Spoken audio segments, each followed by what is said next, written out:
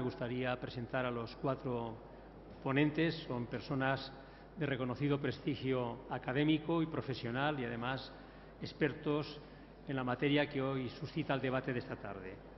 En primer lugar, tenemos a José Ignacio Conde Ruiz. Va a ser el primer interviniente. Manuel Lamela, suficientemente conocido por todos. Luego haremos una breve reseña del currículum de cada uno de ellos. Carlos Mulas y Álvaro Hidalgo Vega. Antes de darles la palabra a los 4 de ellos, a los que les ruego que en 15 minutos intenten acomodar su ponencia para que tengamos en el último tramo de la sesión la posibilidad de debatir, de un cuarto de hora por lo menos a debate, me gustaría enfocar el contenido de esta tarde comentando que pocos temas probablemente son de tanta actualidad como el que suscita el título de la mesa redonda, la sostenibilidad o la financiación de nuestro sistema público de salud.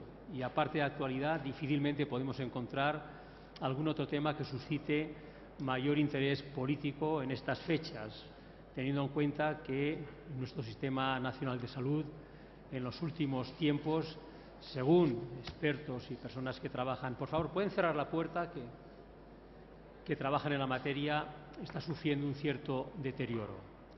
Sistema Nacional de Salud que también coinciden la mayoría de las personas que trabajan en él y que además estudian sobre la materia, que es uno de los que mejores resultados en términos de salud proporciona de todos los países desarrollados, a tenor no solo de indicadores de carácter primario, como puede ser esperanza de vida, sino también otros mucho más sofisticados, secundarios, como puede ser años de supervivencia de los trasplantes.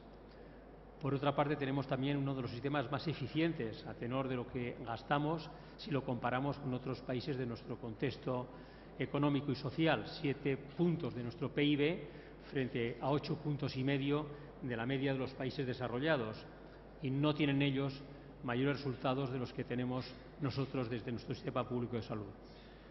Por otra parte, también es justo reconocer la aportación que en términos económicos realiza el sistema sanitario español. Se habla de 1,5 millones de personas que trabajan en este ámbito, con un porcentaje de titulados muy elevado. Se habla también del efecto arrastre que en materia de investigación tiene el Sistema Nacional de Salud, y se habla también de la economía social o economía que sufre poca deslocalización, puesto que, así como cualquier otra actividad puede deslocalizarse o trasladarse a otros lugares, desde luego los hospitales y centros de investigación que trabajan en el ámbito sanitario difícilmente pueden irse a otros contextos geográficos. También es importante resaltar el papel que desde el punto de vista de la equidad y de la redistribución de la riqueza realiza en nuestro país el Sistema Nacional de Salud. Cualquiera, independientemente de su condición social, económica, puede recibir los mejores tratamientos en nuestro sistema público, lo cual es un elemento capital de nuestro sistema de bienestar. Dicho todo eso, como decía al principio, pues probablemente estamos viviendo uno de los peores momentos de nuestro sistema público de salud. Muchas son las voces que indican un cierto deterioro en la calidad y en el nivel de prestación que en estos momentos tiene el sistema. Y, por lo tanto, creo que el debate debe ser un elemento fundamental para intentar encontrar soluciones y poder salvar una de las joyas de la corona, o al menos uno de los aspectos en donde, sin duda, los españoles nos sentimos más orgullosos. Muchas son las aproximaciones. Hoy supongo que cada uno de los ponentes nos dará la suya. Algunos indican que probablemente hemos gastado más de lo que correspondía financiando prestaciones de todo tipo que probablemente podían ser cubiertas por la iniciativa privada. Otros pensarán que hay muchas bolsas de ineficiencias que hay que corregir. Otros pensarán que se está financiando insuficientemente. Probablemente todos tengan razón y supongo que la solución pasa por una reflexión global conjunta en donde todos estos ingredientes encuentren una respuesta. Yo concluyo aquí. Me gustaría que posteriormente el debate fuera vivo y que pudiéramos extraer algunas reflexiones importantes a efectos de que los organizadores de estas jornadas pudieran elevar a los colegios farmacéuticos y a todos aquellos estudiosos de la materia, reflexiones que pudieran conducir a soluciones importantes para que nuestro sistema pueda seguir dando el nivel de cobertura en calidad que todos los españoles nos están demandando. Repito, 15 minutos por cada ponente y a ver si somos capaces que los últimos 15 minutos podamos dedicarlos a un debate vivo con todos los presentes en la sala. Paso en primer lugar la palabra a José Ignacio Conde Ruiz. José Ignacio Conde Ruiz es doctor en Economía, es profesor titular de Fundamentos de Análisis Económico en la Complutense de Madrid y hoy es subdirector de la Fundación de Estudios de Economía Aplicada, FEDEA. A su vez ha trabajado durante varios años en la Oficina Económica del Presidente del Gobierno como director general de Política Económica y es una persona que puede darnos luz sobre el tema que hoy tratamos de debatir. José Ignacio, cuando quieras o cuando la informática te lo permita. Quisiera empezar un poco hablando de lo que se nos viene encima, ¿vale? Y que está correlado con lo que nos vamos a tener que enfrentar en el futuro. En primer lugar, es por todos sabido que nos estamos enfrentando al envejecimiento poblacional que, si bien es cierto que viene ocasionado por una caída en la fecundidad, viene principalmente ocasionado porque las personas, nosotros, cada vez vivimos más años. Por lo tanto, el envejecimiento tenemos que entenderlo como algo positivo, ¿vale? Cada vez somos más longevos, la esperanza de vida al nacer, la esperanza de vida a partir de los 65 años ha aumentado de forma espectacular y continúa aumentando cada año. Cada 8 años, según el INE, nuestra esperanza de vida a partir de los 65 años aumenta en un año, ¿vale?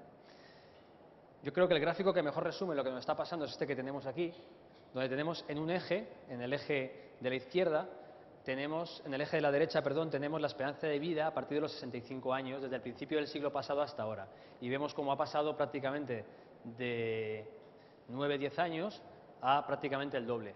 Pero es incluso más espectacular ver lo que ocurre en el eje que está a la izquierda, donde vemos el porcentaje de cada generación que alcanza los 65 años. Es decir, hace apenas 100 años, si alcanzaba los 65 años, vivías 10 años más. El problema es que prácticamente solo el 30% de cada generación alcanzaba los 65 años. Mientras que ahora prácticamente más del 90% de cada cohorte alcanza los 65 años. Los alcanza y viven en media casi más el doble. Viven 22 años más a partir de los 65 años. Por lo tanto, cuando hablamos de envejecimiento no debemos más que pensar que es una buena noticia. Es única y exclusivamente porque cada vez vivimos más años y en parte gracias a los avances que se han producido en la sanidad. Claro, si seguimos un poco la dinámica poblacional, que hoy en día es muy fácil de predecir porque prácticamente sabemos cuáles van a ser las personas que vamos a tener en España, por ejemplo, de 30 años, sobre todo en edad de trabajar, porque son personas que ya han nacido.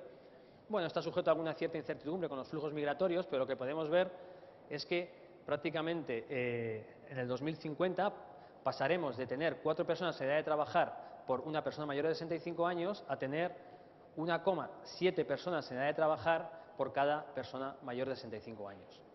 En 3 décadas, además, lo que tendremos, si todo sigue igual, si la esperanza de vida sigue manteniendo como la estamos viendo actualmente, tendremos que las personas mayores de 65 años pasarán de ser 8 millones a ser más del doble, ¿vale? Más del doble, y mayores de 65 años tendremos 8 millones, es decir, justo los que tenemos hoy por encima de 65 años.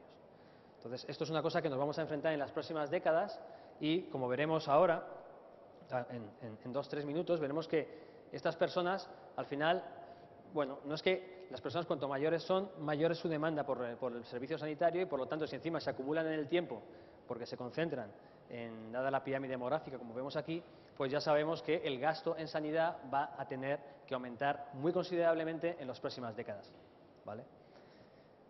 La evolución del gasto sanitario ya se empieza a ver, no solamente por el envejecimiento, pero bueno, ya vemos que en España, por ejemplo, ha pasado de representar el 7,2% del PIB en el año 2002, si juntamos el total lo que se gasta en sanidad, tanto público como privado, a representar el 9% en el año 2008, justo cogido este año que era el previo a la crisis, para que no tengamos PIBs más pequeños, ¿no?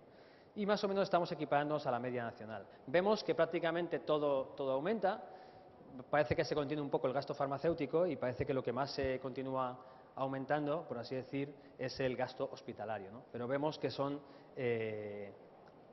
un aumento, el tren, la senda que está sufriendo el gasto sanitario no para de crecer. Es verdad que no solamente es gasto responsable del gasto, es verdad que no solamente es el envejecimiento, también es el avance en la tecnología sanitaria, por supuesto más gente, también los servicios médicos por edad, como veremos ahora, no son iguales.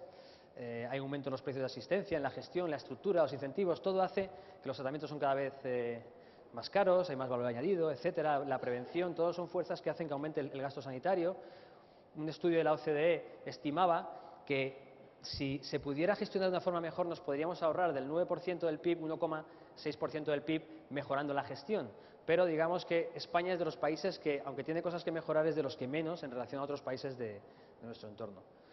Dicho esto, es decir, que hay cosas que se pueden hacer y los responsables sanitarios pueden hacer para mejorar la eficiencia. Lo cierto es que con la senda que tenemos de envejecimiento poblacional, el gasto sanitario como porcentaje del PIB va a aumentar en paralelo al envejecimiento de la población. Eso es algo a lo que tenemos que decirlo con claridad porque va a ser así, ¿vale?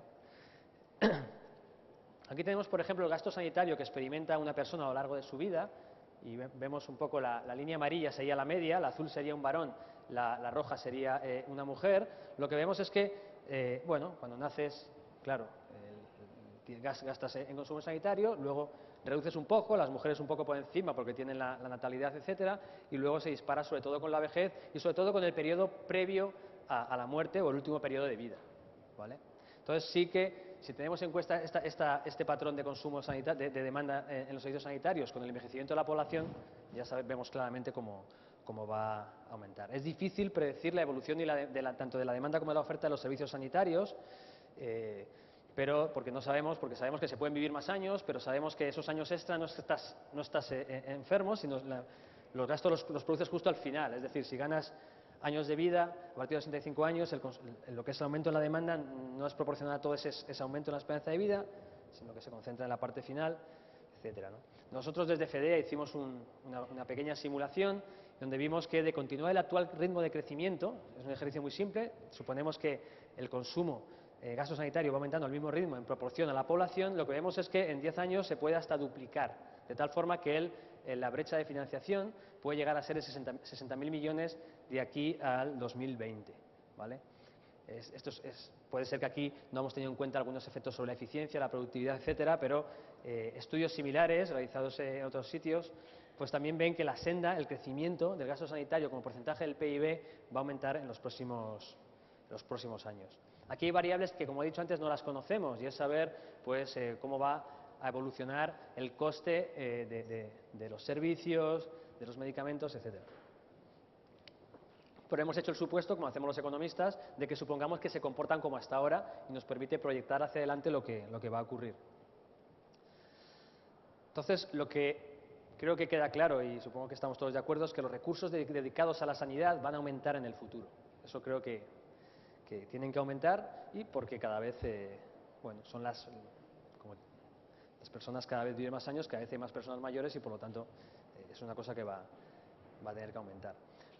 ¿Qué soluciones se nos podrían ocurrir? Bueno, digamos que una no solución es el tema de los salarios de los médicos, porque lo que vemos un poco cuando comparamos los salarios de los médicos españoles con otros países, España, digamos que los médicos españoles cobran menos en media que sus homólogos de países similares, ¿no? Con los niveles de productividad actuales también podemos ver, como en un trabajo que aquí menciono, que en los próximos 10 años pueden llegar a faltar de 15.000 a 20.000 médicos si queremos mantener más o menos un porcentaje de médicos por población mayor de 65 años. Es verdad que se pueden hacer cosas, mejorar la gestión, como veremos ahora, la independencia, de tal forma que los incentivos sean tales que permitan funcionar mejor con los mismos recursos.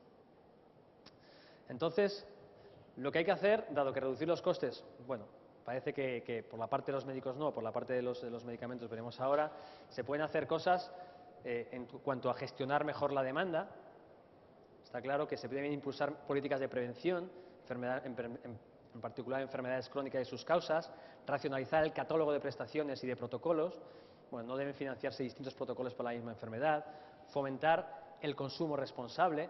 Esto no solo es información, por ejemplo, es intolerable lo que se ve actualmente del acceso del consumo del alcohol de nuestros jóvenes. Lo vemos todos nosotros en las ciudades como gente muy joven hace esto que llaman botellón cuando sabemos que es malísimo para su salud y son cosas que si las prevenimos ahora nos van a ahorrar costes sanitarios en el futuro. Luego intentaré ligar esto con una de las propuestas. Hay que optimizar la oferta de calidad, impulsar las mejoras en productividad y eficiencia en todos los niveles de asistencia, mejorar resultados clínicos. Básicamente esto, que es una serie de recetas que yo he ido cogiendo cuando estaba preparando esta presentación, lo que vemos es que los economistas, cuando nos preguntamos cómo hacer todo esto, en el caso de la sanidad, y seguro que hay muchas cosas que se me escapan, sabemos cómo hacerlo, en cierta forma, lo que nosotros pensamos es que lo que hay que utilizar para esto son los incentivos. Es decir, para gestionar mejor los recursos tienen que estar mejor alineados los incentivos para que todos los agentes que trabajan en el sector lo hagan de la mejor forma posible. Entonces, si empezamos a pensar en los incentivos, lo primero que me viene a la mente es las comunidades autónomas. Y aquí seguramente el señor Lamela, que me precederá, tendrá cosas más interesantes que yo que decir. Las comunidades autónomas responden el 90% del gasto sanitario. Vemos que el gasto sanitario de las comunidades autónomas ha aumentado muchísimo en los últimos años. Y es verdad que en el año 2009 entró en vigor un nuevo modelo de financiación autonómico. Básicamente lo que estaba ocurriendo es que los recursos que se daban para financiar la sanidad estaban en función a unas variables que se habían cambiado, habían evolucionado en el tiempo y por lo tanto las comunidades autónomas se estaban quejando de que los recursos que les estaban dando para financiarlo no eran las adecuadas.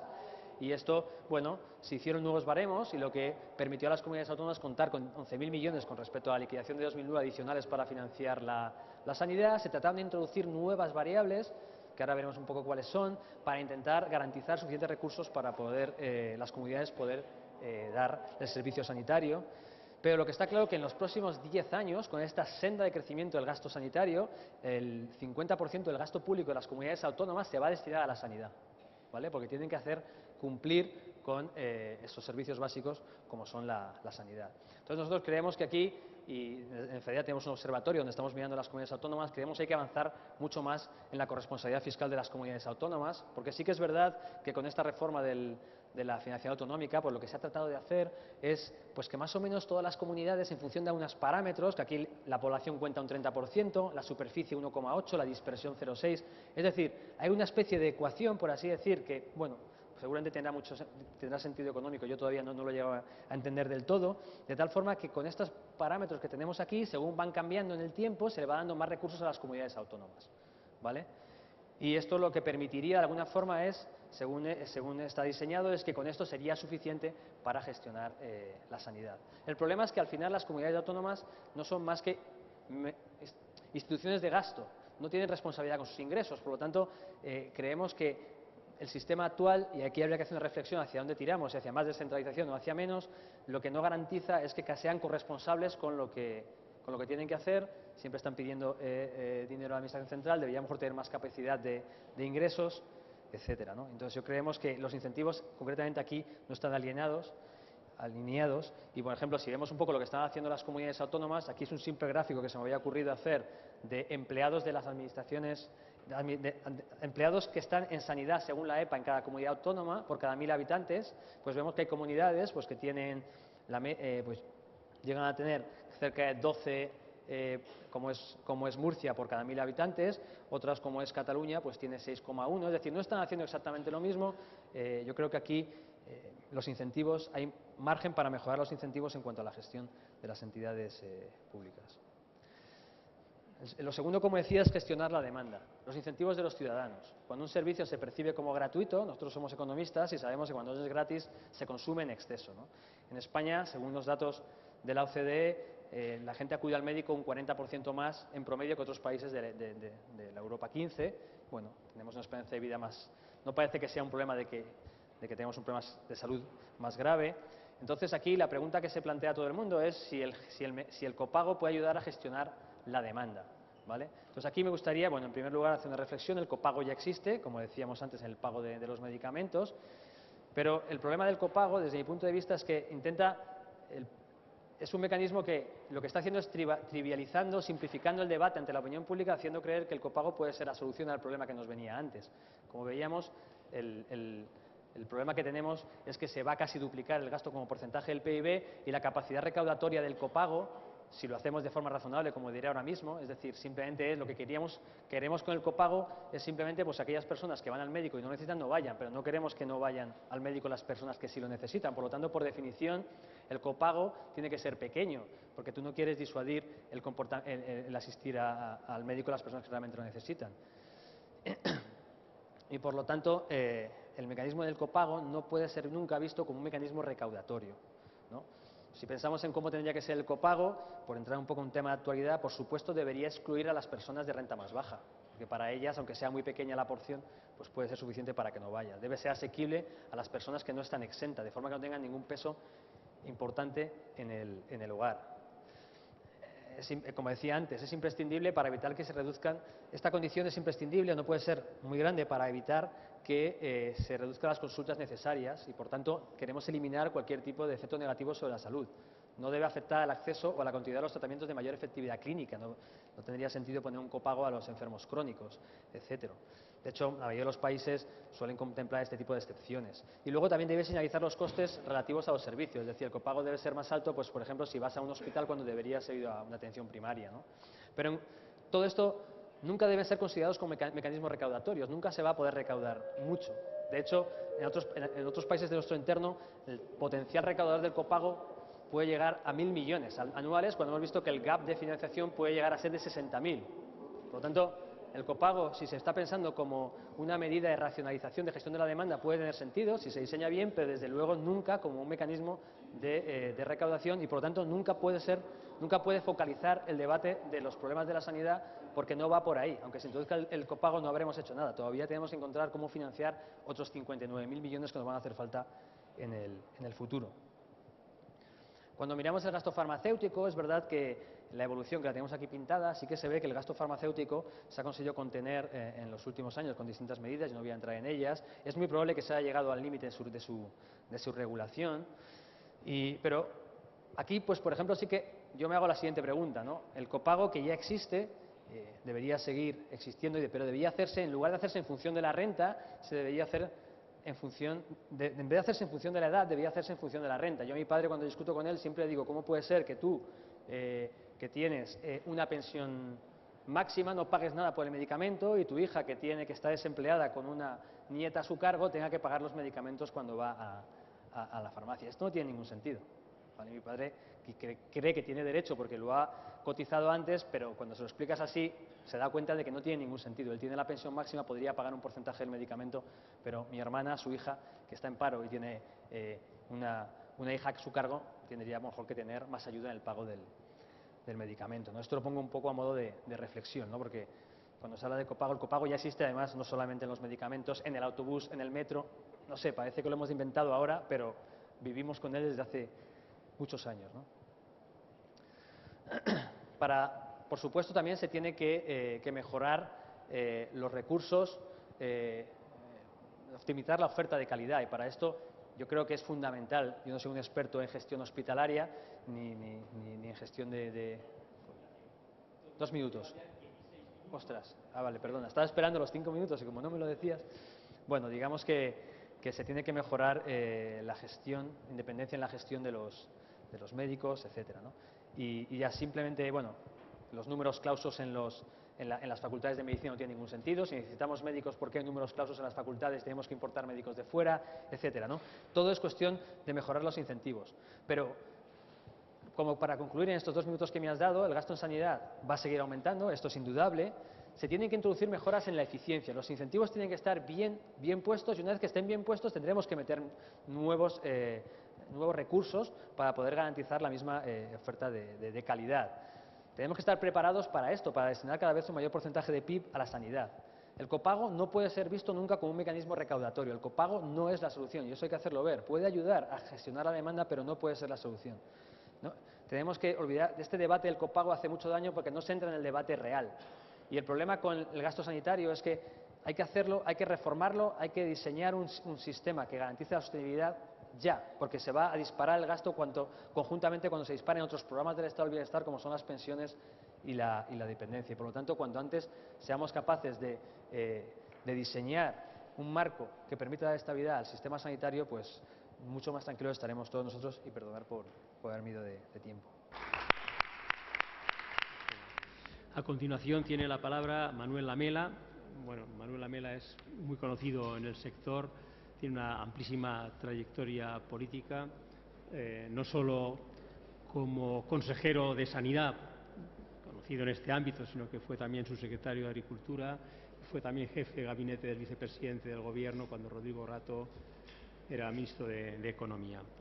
Bueno, Manuel hoy se dedica a la actividad privada, preside la Fundación LAFER, es socio también de un despacho de abogados muy conocido, Cremades y Calvo Sotelo.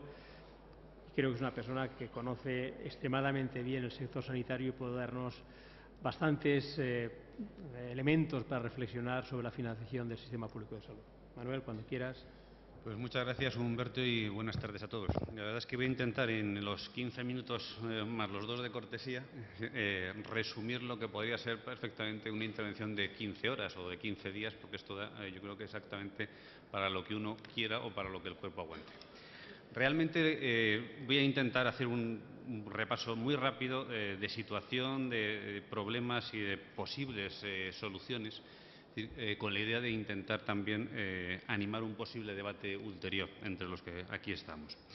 Estamos en un contexto que a nadie se le escapa, que es de crisis económica nacional e internacional, global podríamos decir, 7 trimestres consecutivos de bajo crecimiento, un cuarto trimestre del 2011 con un nuevo decrecimiento del 0,3, unas cifras de paro que a nivel nacional son récord comparadas con otros países de nuestro entorno, un índice de producción industrial que sigue cayendo, en el 2011 el 1,4 y, por desgracia, también un récord, en este caso nacional, de empresas sometidas a concurso. Por lo tanto, una situación global en donde tenemos algo que todos estamos de acuerdo, cuando digo todos es todos, desde el punto de vista económico, desde el punto de vista sectorial, desde el punto de vista político y desde cualquier óptica o prisma que se mire, que tenemos que respetar y que salvaguardar, que es nuestro Sistema Nacional de Salud. España, yo creo que si puede sentirse orgullosa de algo, es de tener probablemente uno de los mejores sistemas de salud del mundo, que sin duda es costoso de mantenimiento, que está preservado en nuestra máxima norma, que es la Constitución de 1978, y que, como muy bien sabemos todos, se caracteriza por su universalidad y por su gratuidad. Estamos en una época, por lo tanto, enormemente difícil, en donde partimos de una estrategia absolutamente imprescindible de realizar ajustes, de realizar reformas que con carácter general y con carácter específico preserven lo que es los estándares de bienestar social y de crecimiento económico que debemos de recuperar a nivel nacional en España y que preserven cada una de las partes de nuestro Estado social, en este caso, y desde luego, y en todo caso, como no podía ser de otra manera, una parte tan fundamental del Estado social como es nuestra sanidad. Sin duda, como ha habido otras crisis a lo largo de nuestra historia, probablemente no tan intensa o no tan compleja desde su planteamiento y desde su posible resolución, pero las crisis siempre, a mi juicio, tienen que tener una parte positiva, o debemos intentar extraer de ellas una parte positiva, que es la oportunidad, precisamente, para acometer reformas o para plantear escenarios o soluciones que probablemente en situaciones de bonanza económica o en situaciones ajenas a ese contexto o no se plantean o no nos atrevemos a plantear o simplemente entendemos que no es necesario plantear. Por lo tanto, yo creo que hoy es fundamental que en esta política o en esta estrategia o en estas estrategias de ajustes, de reformas y de cambios abordemos también lo que entiendo que tiene que ser necesariamente una política de reordenación, de reestructuración de nuestro Sistema Nacional de Salud. Con esa premisa, preservarlo, es decir, mantenerlo y salvaguardarlo como lo hemos conocido y como esperamos que lo sigan conociendo las sucesivas generaciones. Y hay que adoptar medidas que unas van a venir motivadas, sin duda, por la situación de crisis en la que nos encontramos, pero que otras había que haberlas tomado hace muchos años, en situaciones probablemente de bonanza económica y muy antes de haberse producido cualquier escenario de crisis. Por lo tanto, yo creo que hoy sí que hay una conciencia generalizada desde el ámbito sectorial sanitario y desde el ámbito gestor sanitario, desde el ámbito también político gestor o responsable del área sanitaria, de que tenemos que hacer algo, yo me voy a atrever a decir algo y urgente, para preservar la sostenibilidad de nuestro Sistema Nacional de Salud. Y, por lo tanto, yo reitero que creo que una situación de crisis, por muy dura que es, que lo es, por muy compleja que es, que lo es, y por muy complejas que son las soluciones para salir de la crisis, que lo son, tiene que ser una oportunidad para abordar esas reformas que había que haber hecho y no se hicieron, y las que ahora hay que hacer necesariamente, o porque no se hicieron o porque toca como consecuencia del escenario y del contexto económico en el que estamos. Estamos hablando de un gasto sanitario público en torno al 32% del presupuesto de una comunidad autónoma, de media, es decir, lo cual eso supone, es decir, sin duda, un volumen de gasto solo en el área de salud enormemente importante. Es decir, con una cifra también sintomática, si quieren, o reveladora de la situación en la que nos encontramos. Del 2010 al 2012, ese 32 ha pasado del 32 al 31, es decir, con un leve decrecimiento que se lo sitúa ahora mismo en torno a los 56.000 millones de euros. Como se ha dicho aquí, si vamos a las cifras de la OCDE, en el año 2008 aproximadamente esto supone el 9% del PIB, sumado sanidad pública más sanidad privada, y en torno al 6,5% de ese 9% es aproximadamente la dimensión de lo que podríamos decir que es el sector sanitario público. Hay una cifra o hay un dato, si me permiten, que es, a mi juicio, importante de cara a una reflexión. La OCDE dice que si se siguiera al ritmo de crecimiento que se ha venido realizando desde el año 2005 y en el 2020, que es el escenario de análisis de la OCDE, el gasto se habría incrementado por 3.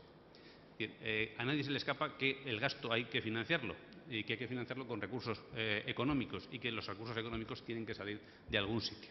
Si nosotros analizamos los escenarios de crecimiento del PIB de los años de bonanza económica, con los escenarios de crecimiento del gasto sanitario en los años de bonanza económica, vemos que en situación de bonanza económica el sistema iría al descalabro. Si a eso trasladamos esa reflexión, en donde los ingresos, es decir, están como están, los crecimientos del PIB son decrecimientos, es decir, del PIB, y si no somos capaces de reconducir el gasto sanitario, pues vemos que el disparate se eleva hasta el infinito. Por lo tanto, yo creo que claramente tenemos que ir a medidas urgentes y medidas importantes de reestructuración y de reordenación del Sistema Nacional de Salud, dentro de lo que tiene que ser la reordenación y reestructuración de todo el gasto público y de toda la estructura económica, evidentemente, que soporta el gasto social del Estado. Entendiendo por Estado, evidentemente, la suma de la Administración General del Estado, de las comunidades autónomas y de las corporaciones locales, porque todos somos Estado y todos formamos parte de la solución, igual que somos parte del problema o hemos sido corresponsables en la generación del problema. El peso específico de algo tan importante dentro del sector sanitario como es el sector farmacéutico es también, a mi juicio, importante, y como estamos en un foro farmacéutico, pues yo creo que también hay que decirlo. En el 2012 estamos hablando de un decrecimiento de ese sector de en torno al 7,8%, lo cual es una cifra también, en este caso, sintomática o que pone sobre la mesa alguna reflexión. O alguna reflexión que en términos de millones de euros es que se ha pasado en ese periodo de tiempo de 10.700 millones de euros a 9.800 millones de euros de presupuesto de gasto en farmacia de las administraciones. Supone, por lo tanto, que el gasto presupuestado en farmacia sobre el gasto sanitario total ha pasado del 18,7% aproximadamente en el 2011 al 17,5% en el año que estamos, en el presente año. Bien. Las oficinas de farmacia no son ajenas a esta situación. Las oficinas de farmacia tienen, a mi juicio, un componente fundamental, forman parte inherente de lo que es el tejido sanitario español. Son, a mi juicio, también una herramienta fundamental en la gestión sanitaria y en la capacidad del sistema sanitario para dar mejores prestaciones a los ciudadanos como herramientas del propio sistema que deben de potenciarse, pero además son, sin duda también, tejido económico sectorial, nada menos que más de 31.000 farmacias en España, o lo que es lo mismo, frente a las 200.000 que hay en toda la Unión Europea, para que se hagan también una idea, o lo que es lo mismo, unos 136 profesionales farmacéuticos por 100.000 habitantes, también la tasa más elevada de toda la Unión Europea.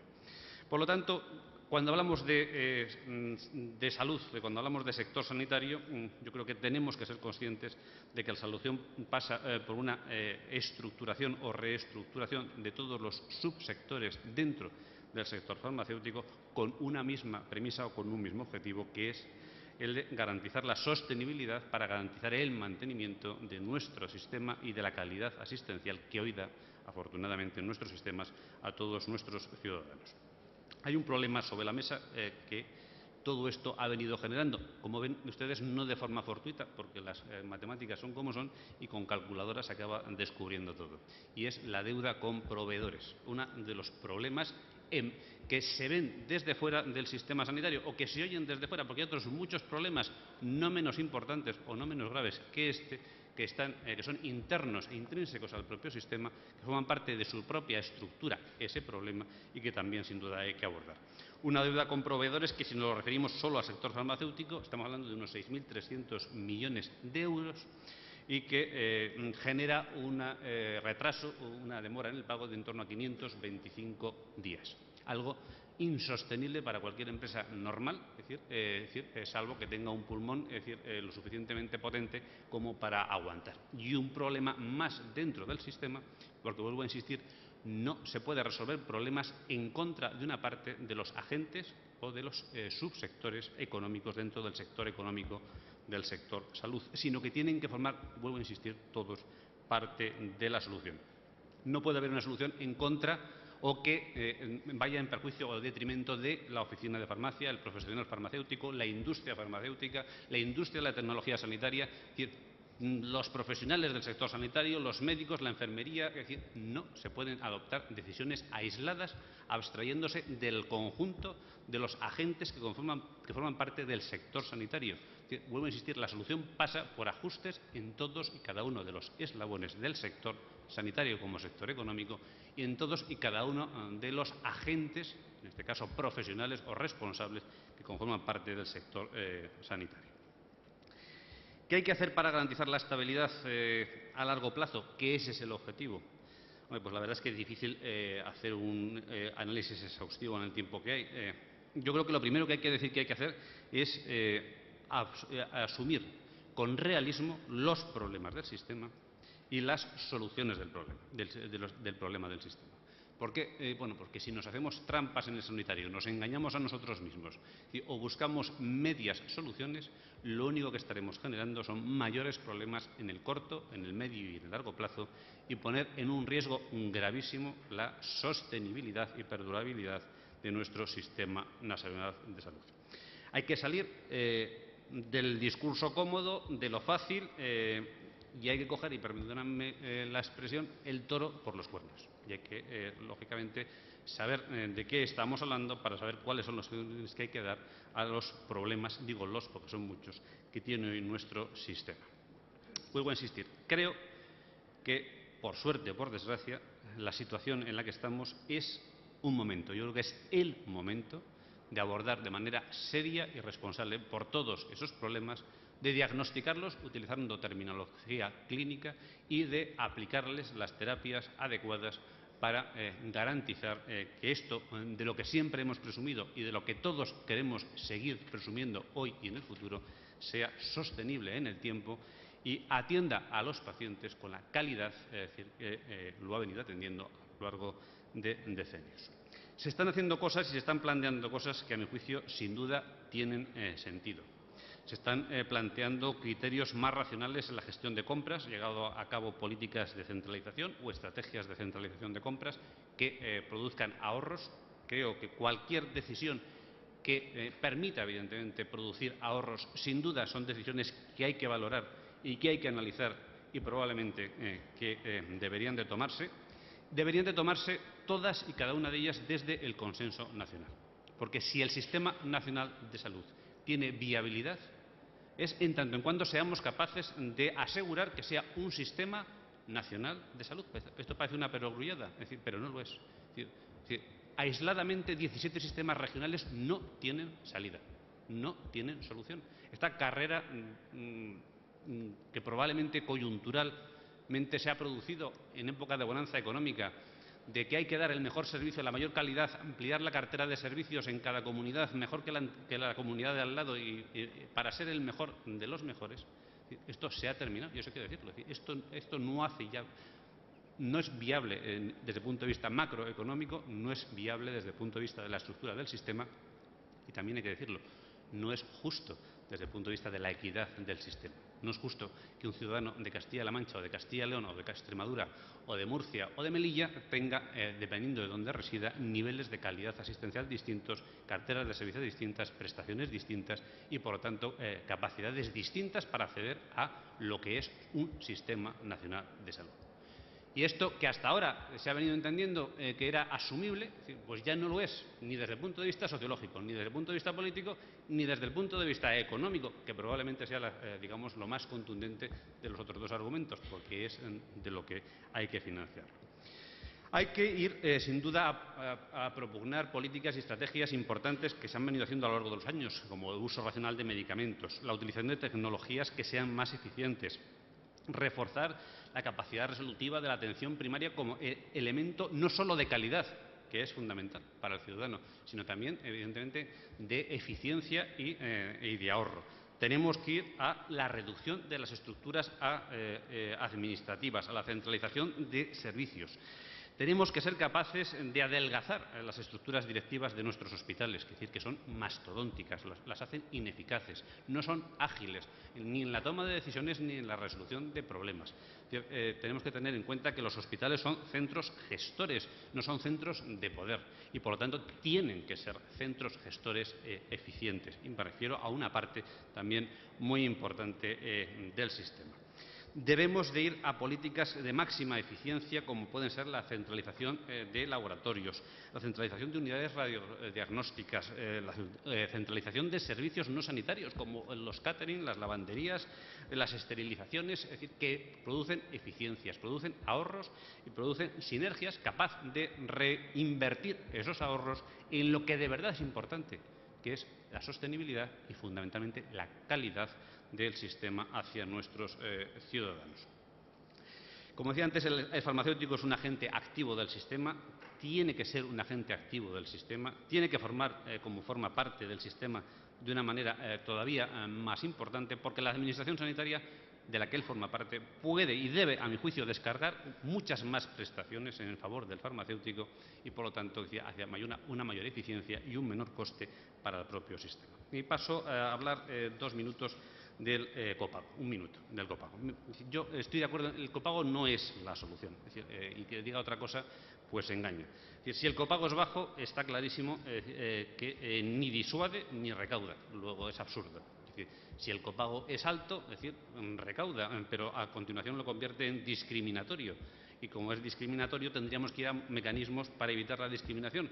Me da igual que sea por rentas, por edades o por ingresos o por lo que usted quiera. Es decir, el generar sistemas de gestión que hagan viable eso, es decir, es un problema a su vez de tal envergadura que haría nuevamente ineficiente el mecanismo del copago. Por lo tanto, el copago puede ser un elemento aislado en alguna política muy concreta, pero insisto, no es la solución para todo esto. Es decir, ojalá lo fuera, sería la más sencilla de todas, es que no lo resuelve. Y como no lo resuelve, pues creo que es engañarse el introducirse en este debate que a mi juicio sin duda es más bien estéril. Yo creo que lo que está claro en ese sentido es que la viabilidad del sistema pasa por políticas globales, decisiones globales para todo el sistema. Pasa, sin duda, también, como no puede ser de otra manera, por analizar nuestro modelo de gestión macro y micro. Macro a nivel nacional, un sistema con capacidades de liderazgo desde donde hay que liderazgo, que es el Ministerio de Sanidad. Micro, que son las comunidades autónomas a todos los niveles, con cambio de modelo de gestión para hacerlo más eficiente. Un modelo de prestación asistencial integrada, potenciando la primaria, con mayor capacidad resolutiva, es decir, con, por tanto, mayor capacidad de satisfacer la demanda del usuario, es decir, sin marear al usuario, y permítanme la expresión, por el sistema. También una revisión de la cartera de servicios con criterios de realismo y de eficiencia, sabiendo que es lo básico a nivel nacional, que hay que darlo de manera universal y gratuita, como se ha venido dando siempre, con una calidad estándar en toda España, porque la calidad es un elemento fundamental en el coste de la prestación del servicio, y eso también tiene que ser estándar y homogéneo en toda España, y probablemente una cartera complementaria, que ahí sí que habrá que ver esa cartera complementaria, cómo se financia o de dónde sale esa financiación. Pero nunca entiendo yo que deberíamos centrarnos en la cartera básica.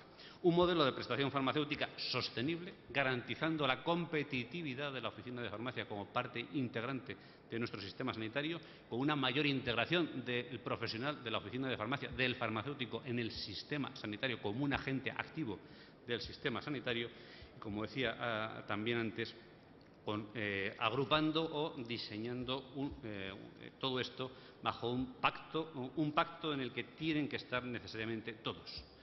Las administraciones territoriales, sin duda, lideradas por la Administración General del Estado, los agentes económicos, es decir, los sectores, no puede ser un pacto en contra de nadie, tiene que ser un pacto único y exclusivamente a favor de una sola cosa, que es nuestro Sistema Nacional de Salud, que es, como decía al principio, como también ha dicho Humberto, no sé si es una de las joyas de la corona o es simplemente la joya de la corona. Muchas gracias. A continuación tiene la palabra Carlos Mulas. Carlos Mulas es el director de la Fundación Ideas, es también economista, profesor de la Complutense y es doctor por la Universidad de Cambridge y ha sido director en la oficina económica del presidente en la época 2005-2007 aproximadamente, Carlos. Bueno, aproximadamente. Es un experto en la materia, un estudioso, y creo que sus puntos de vista van a ser muy importantes en el día de hoy. Eso es la primera vez que vengo a este congreso, estoy realmente impresionado de lo que en fin, el sector farmacéutico es capaz de convocar, es capaz de organizar. Sus colegios, quiero agradecer desde luego a Carlos la invitación también, y decir que estamos ante un tema que nosotros también en la Fundación Ideas, y en este ámbito voy a hablar de la Fundación Ideas y desde ahí quizá de una visión progresista de cuáles pueden ser las respuestas al reto al que nos enfrentamos. Digo que consideramos también que es un tema fundamental, un tema de gran importancia a largo plazo. Me voy a referir brevemente a esto. Creo que voy a obviar algunas de las cuestiones que ha citado Nacho en cuanto a los retos, que Ignacio Conde, que me ha precedido al principio, en cuanto a los retos, porque en el análisis yo creo que todos, desde luego los economistas que se dedican a esto, comparten el análisis de cuáles son los retos. Sí intentaré ir a responder algunos de los aspectos de esta pregunta que nos motiva y que convoca en esta mesa. Básicamente, si tenemos que ajustar, si tenemos que hacer una reforma estructural o tiene que haber más fondos para la financiación. Yo creo que vamos a tener que hacer un poco de las tres cosas. Esta sería mi conclusión adelantada. Y voy a explicar por qué.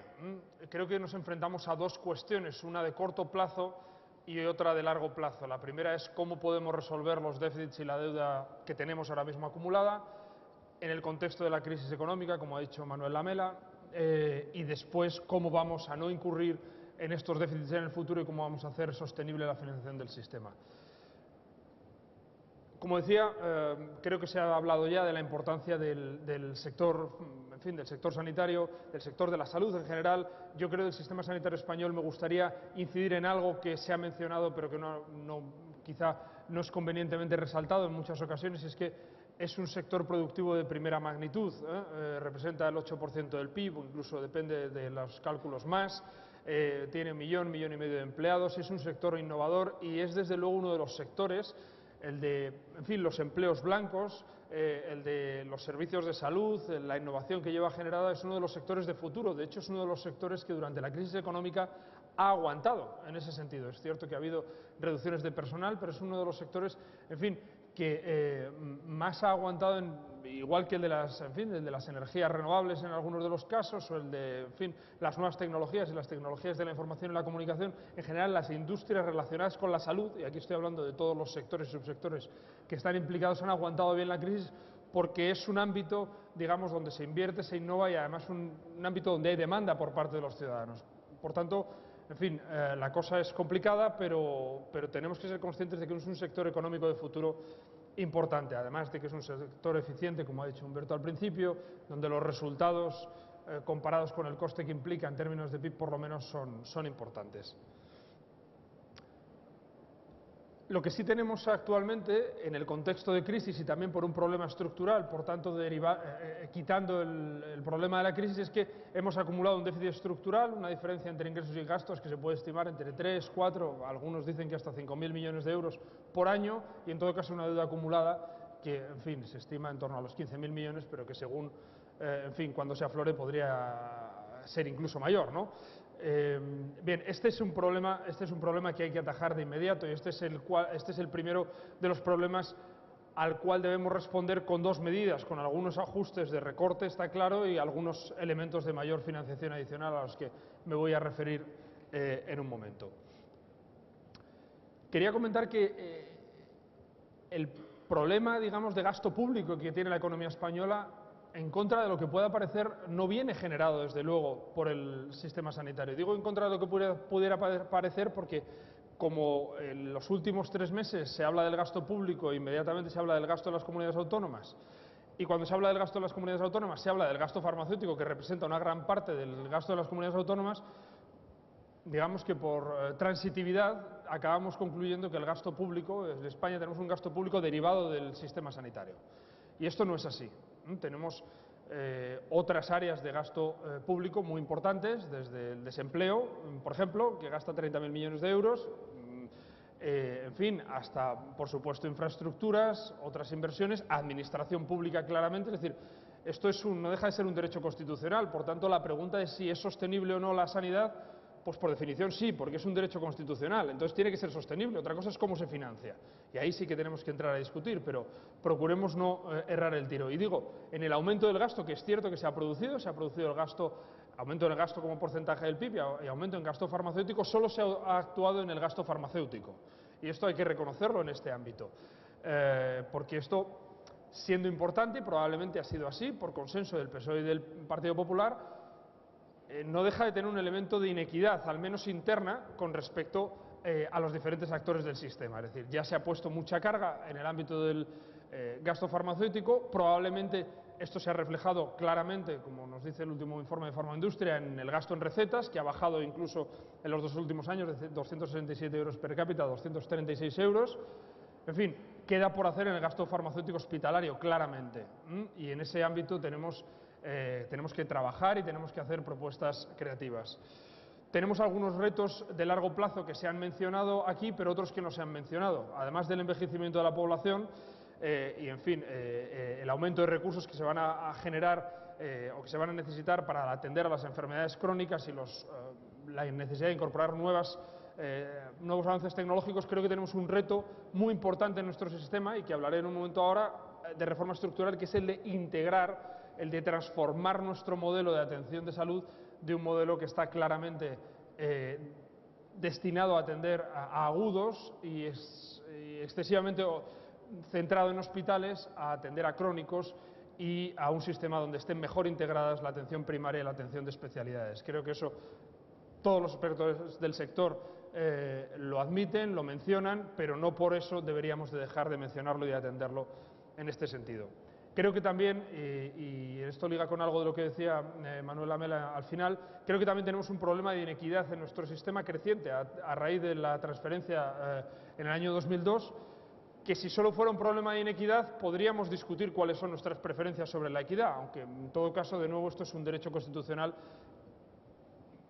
que debe estar garantizado por libre acceso y con igualdad de condiciones. Pero en todo caso, es que además es un problema económico, es que no aprovechar las sinergias que se pueden generar entre diferentes servicios provistos por comunidades autónomas que son colindantes provoca problemas, digo, no solo de inequidad, sino de eficiencia. Y por tanto, abordar el problema de la dispersión, de la desigualdad territorial en la provisión de servicios, en el aprovechamiento de las compras centralizadas, de las tecnologías, en fin, creo que eso sería poco inteligente por nuestra parte a la hora de resolver los problemas de largo plazo en este sistema.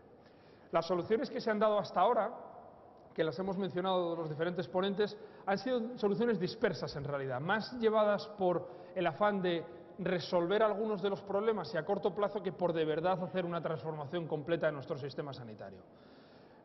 Bueno, ha habido una corriente de soluciones que han estado ligadas a la externalización de servicios del sector público al sector privado. con dos modelos combinados de iniciativa de financiación privada. Básicamente el sector privado me financia y me construye los hospitales, yo con eso tengo mejores resultados electorales y al mismo tiempo, bueno, puedo gestionar de forma privada algunos de esos recursos, aunque, en fin, esto después vaya a volver a mí. Y luego, claramente, los de partenariado público-privado, donde, en fin, ya se transfiere toda, no solo la gestión y la provisión de algunos servicios, como también la atención hospitalaria. Bien, yo, en este sentido, creo que muchas veces el debate se plantea de manera muy demagógica. Yo creo que no hay que ser demagógico en cuanto a esta cuestión. Creo que hay experiencias internacionales que demuestran que la colaboración público-privada es buena, en algunos casos puede ser óptima, por tanto, bien con respecto a eso, pero tenemos un problema en España, en cómo se ha aplicado el problema, digamos, este proceso en España. Primero, de que llevamos pocos años, tenemos pocos años para evaluarlo.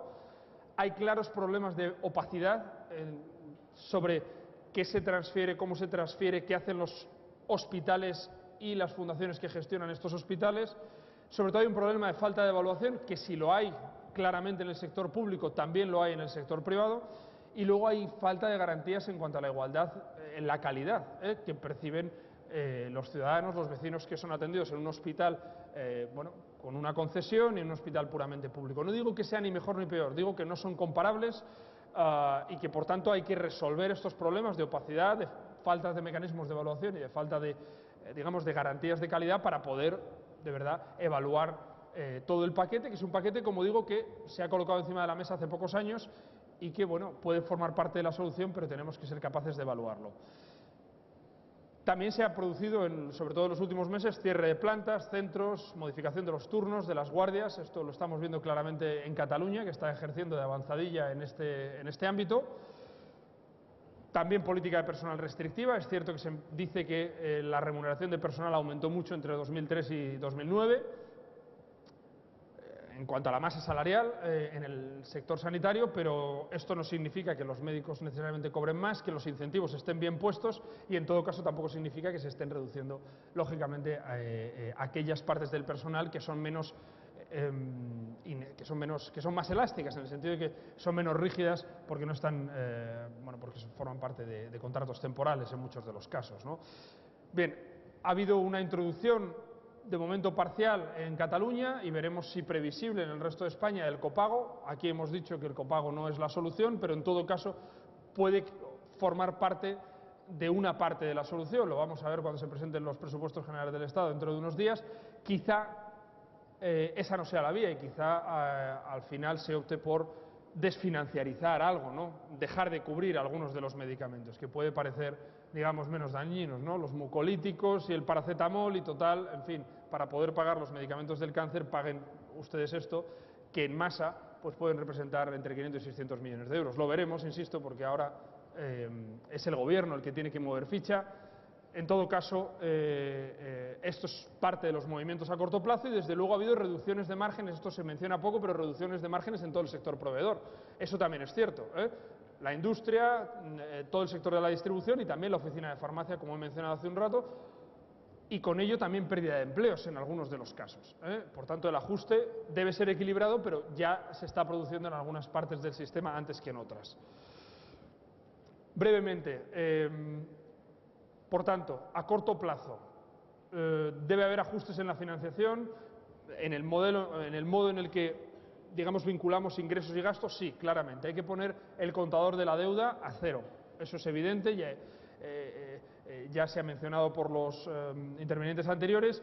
Y bueno, pues parece que este sistema, digamos que este problema está bueno, con visos de solucionarse, pero lo que debemos es de no generar nuevas deudas, no tener un nuevo desfase, un nuevo déficit estructural. Hay que introducir, en todo caso, para eso nuevos mecanismos de seguimiento, control y sanción. Hay que poder sancionar aquellas unidades que, en fin, que sistemáticamente presupuestan por debajo de lo que luego terminan gastando.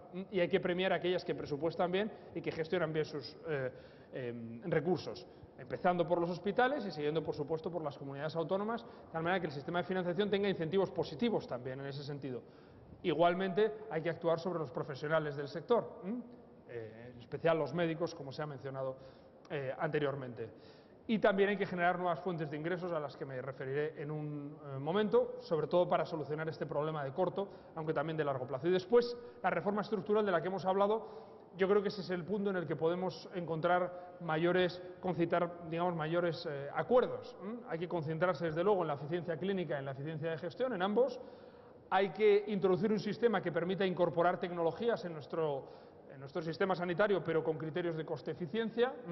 Claramente, aprovechar las sinergias económicas de la resolución de la equidad interregional, básicamente de la cooperación entre comunidades autónomas, fomentar la transparencia, el buen gobierno y, desde luego, en fin, bascular nuestro sistema sanitario para que esté más centrado en la prevención, que atienda cuestiones como el envejecimiento activo y la cronicidad de las enfermedades y, sobre todo, integre la atención primaria de los especialistas. Esto implica también empezar a actuar prácticamente desde la facultad, desde el modo en el que aprenden nuestros médicos. ¿Cómo podemos pagar a corto plazo los 4.000 millones de déficit estructural, de desfase estructural que hay?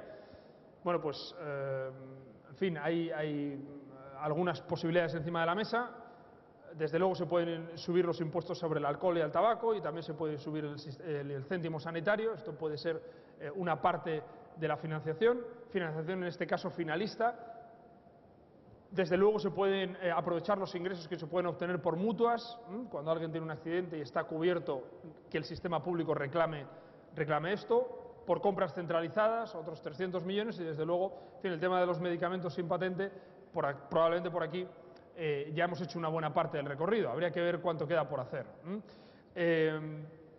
Hay que responsabilizar a las comunidades autónomas en la formulación de los presupuestos sanitarios realistas. A mí me gustaría, en realidad, ver que el nuevo papel que el Gobierno del Partido Popular está dando al Consejo Interterritorial, que es un papel no solo consultivo, sino últimamente ejecutivo, de tal forma que la ministra de Sanidad lleva los temas a la mesa para que la mesa decida cuáles son los ajustes de manera cooperativa. Yo creo que esto es positivo, porque además debe de permitir que las comunidades autónomas se vayan corresponsabilizando. Por tanto, en fin, pasa de ser solo un ámbito consultivo a ser un ámbito, digamos, cooperativo. Y esto puede ser positivo, desde luego. No a los nuevos copagos. Yo creo que hemos coincidido todos en que el copago no es la solución. Yo creo que tiene más problemas que ventajas en este momento, y más en un momento de crisis económica. Tiene un problema, digamos, de ineficiencias, que podemos estar haciendo que la gente se autoseleccione y no vaya al médico, no vaya al ambulatorio, en fin, a la atención primaria, y, en fin, eso nos puede provocar problemas de enfermedades a más largo plazo. Tiene un problema de inequidad evidente, donde pagan más los más pobres y los más enfermos, y además tiene un problema de gestión en el diseño, como bien ha apuntado el señor Lamela. Por todo ello, yo creo que el copago no es la solución. Sí podríamos reformar el copago que tenemos actualmente, en colaboración con el sector farmacéutico, sin duda, porque es, al fin y al cabo, quien está en el eslabón de la cadena que termina gestionando esto. Hay que permitir, además, que las farmacias, si entran en este ámbito, también puedan ver atendidos algunos, digamos, algunas de las demandas que están poniendo encima de la mesa, como es obtener nuevas financiaciones, nuevas formas de financiación, proveyendo algunos servicios adicionales. Y, finalmente, voy a concluir, para dar posiblemente después paso al debate, con 4 reflexiones. Fundamentalmente, hay que solucionar a corto con algunos ajustes en el gasto y más financiación, más mecanismos de ingreso. Hay que hacer una reforma estructural de nuestro sistema sanitario a medio plazo para atender a crónicos y para integrar mejor la primaria y la especializada. Hay que involucrar, desde luego, al sector farmacéutico como parte de ese sistema en el que también se atiende directamente a los ciudadanos, se da salud y se proveen servicios complementarios por los que también podrían cobrar, dado que se está haciendo un ajuste en el ámbito de las recetas. Las reformas han de ser equilibradas por el lado de la modulación de la demanda y de la oferta. Se ha de apostar por la innovación y la prevención. Creo, de nuevo, que el copago tiene más inconvenientes ahora que ventajas.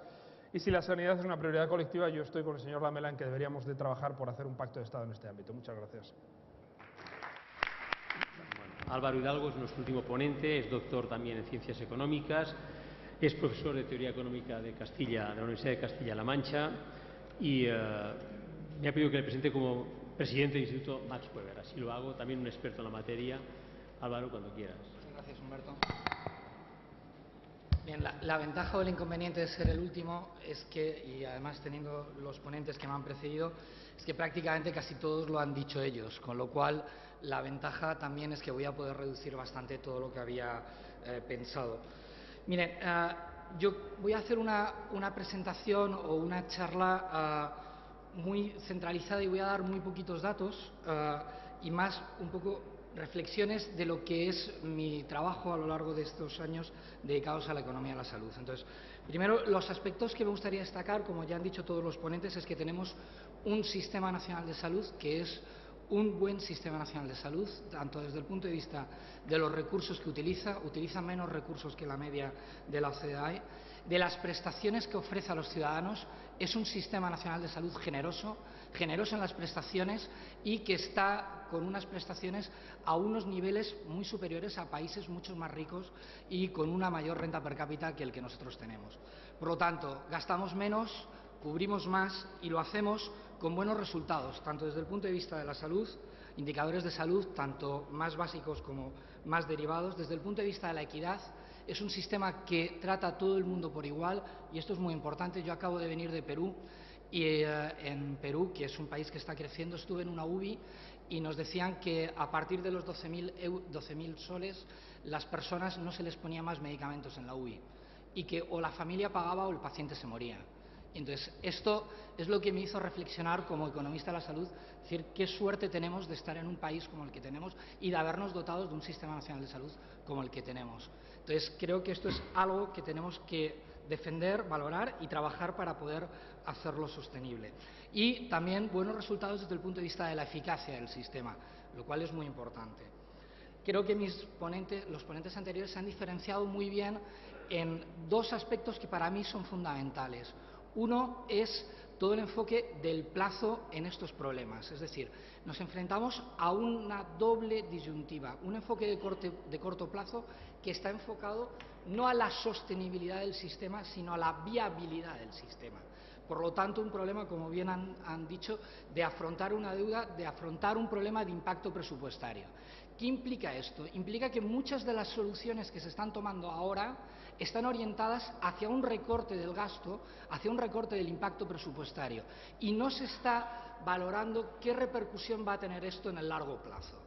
Es decir, nos estamos preocupando más por un tema de caja que por un problema de verdad de sostenibilidad y de priorización y de evaluación y de toma de medidas desde el punto de vista de una lógica de carrera profesional, de una lógica de eficacia, eficiencia y de una buena evaluación, como hacemos los economistas, de valorar los costes y los beneficios. Entonces creo que hay que tener cuidado con el cortoplacismo y con las urgencias a la hora de implantar reformas en un sector tan importante como el sector sanitario. El otro aspecto es que para los economistas, y aquí somos mayoría en esta mesa, el sector sanitario es muy interesante porque es un sector que incumple muchas de las cosas que nosotros en nuestras clases de teoría económica enseñamos a nuestros alumnos. No hay información perfecta, hay asimetría, es un sector apasionante y es un sector que tiene una lógica que en casi el resto de los sectores no se produce, que es un sector donde la tecnología, en lugar de abaratar costes, como pasa, por ejemplo, en la automoción o en otros sectores industriales, la tecnología en el sector sanitario incrementa los costes. Tener nuevos medicamentos más tecnológicamente eficientes, tener nuevos procedimientos diagnósticos, tener nuevas técnicas quirúrgicas, todo esto es más costoso. Y, por lo tanto, la mera innovación tecnológica que en otros sectores repercute en una reducción de costes, en el sector sanitario lo empuja al alza. Y esto es algo que también tenemos que tener en cuenta a la hora de tomar nuestras decisiones y a la hora de planificar nuestros sistemas. Bien, ¿cuáles son los aspectos que desde mi humilde punto de vista deberíamos tener en cuenta? Bueno, yo creo que ya lo han dicho. El primero es redefinir la cartera de servicios. Desde mi punto de vista creo que tenemos que ver qué queremos prestar a nuestros ciudadanos, qué es aquello que es irrenunciable y a qué podemos renunciar o a qué podemos pedir que el ciudadano participe desde el punto de vista financiero o desde otro punto de vista. Luego yo creo que es muy importante uno de los papeles que tiene que tener, digamos que uno de los sectores más intervenidos y más regulados es el sector sanitario, desde cualquier punto de vista, y el farmacéutico en especial. Bueno, pues yo creo que el papel básico que tiene que tener el Estado como regulador es dar un marco estable a los agentes. Un marco estable, un marco consensuado y un marco que no cambie. Yo creo que en la sanidad estamos abusando de cambiar las reglas del juego de forma unilateralmente, de forma demasiado precipitada. Entonces, creo que para desarrollar una política profesional, una política educativa, una política industrial y una política sanitaria es necesario un marco estable y un marco donde las reglas de juego entre todos los agentes estén consensuadas y se puedan anticipar, y no que vayamos teniendo actuaciones por decreto ley o de forma más unilateral. Entonces, yo creo que un marco estable y un marco homogéneo entre todas las comunidades autónomas. Es verdad que creo que es esencial que exista un mínimo que sea homogéneo y estable en todas las comunidades autónomas. No podemos ir a tener 17 sistemas nacionales de salud, 17 formas de negociar la política farmacéutica en los hospitales, 17 procesos de compras distintos, etcétera. Por lo tanto, creo marco estable y homogéneo. Creo que es fundamental incorporar la eficiencia desde el punto de vista de la selección de tecnologías. Es decir, llevamos hablando los economistas de la salud de lo importante que son los criterios de evaluación económica, que en otros países han introducido criterios para introducir tecnologías en función del análisis coste-efectividad incremental, del coste por quali. Aquí seguimos hablando y parece que todavía no damos ese paso. Entonces, yo creo que debemos financiar tecnologías que sean de calidad, seguras, eficaces, efectivas y además eficientes. Y que aquellas que no lo sean, pues no deberemos financiarlas. Y esto desde un punto de vista homogéneo y estable en todas las comunidades autónomas. Porque creo que es un derecho que tiene que estar garantizado independientemente del territorio en el que uno viva.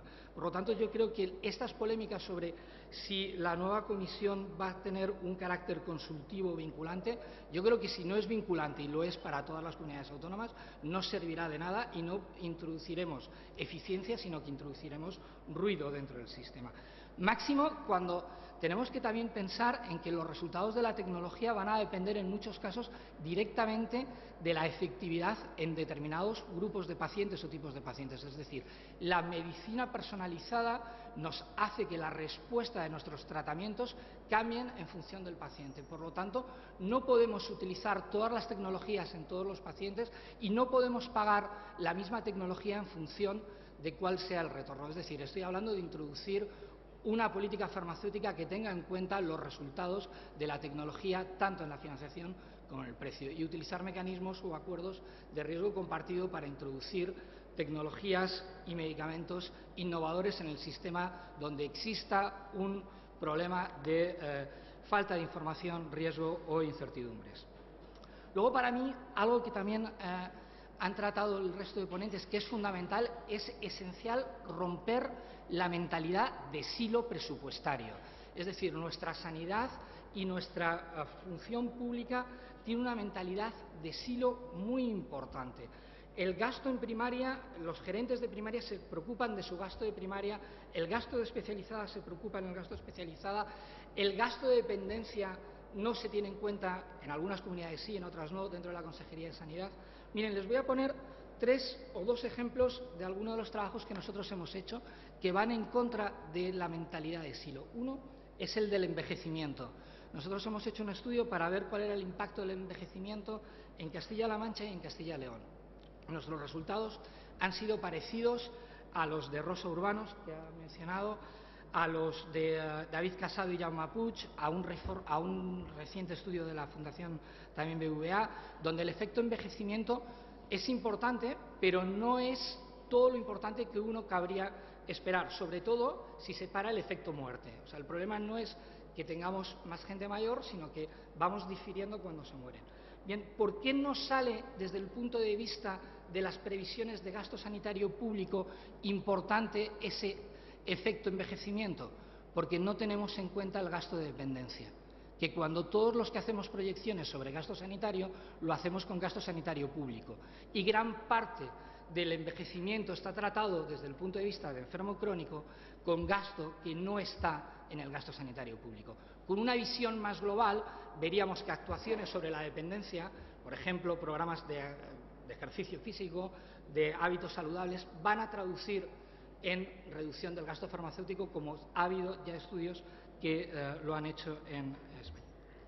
Otro trabajo, hicimos un trabajo en Castilla-La Mancha sobre el incentivo de farmacia del prescriptor en atención primaria y el grado de adecuación a la guía farmacoterapéutica del SESCAN.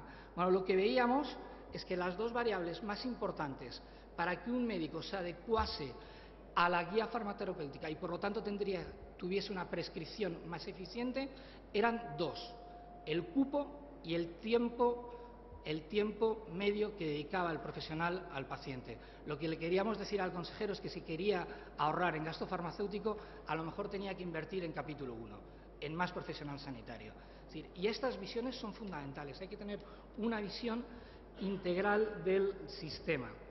Obviamente, todo esto implica también, desde mi punto de vista, nuevas formas de gestión, como ya las han mencionado, la central de compras, los incentivos a profesionales.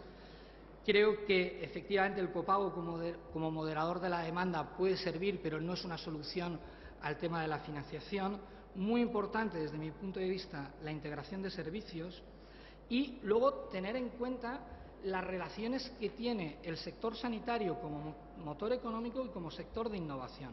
Creo que tenemos una excelente red de investigación en los hospitales públicos, pero sin embargo nuestro nivel de patentes en los hospitales públicos es muy baja. En cambio, en Alemania, en Estados Unidos, en Japón, eso sí está conectado. Es decir, es fundamental conectar la investigación básica que se hace en el sistema con la investigación aplicada, con el mundo empresarial y tener una visión amplia de todo esto. En definitiva, hay un libro de un buen amigo que se llamaba Todo para todos y gratis, hablando del sistema sanitario. Entonces yo creo que tenemos que actuar sobre las tres y ver qué es lo que queremos preservar. Probablemente, y desde mi punto de vista, lo más importante sea el para todos y que podamos entrar en tocar ese todo y el gratis. Nada más. Muchas gracias. Bien.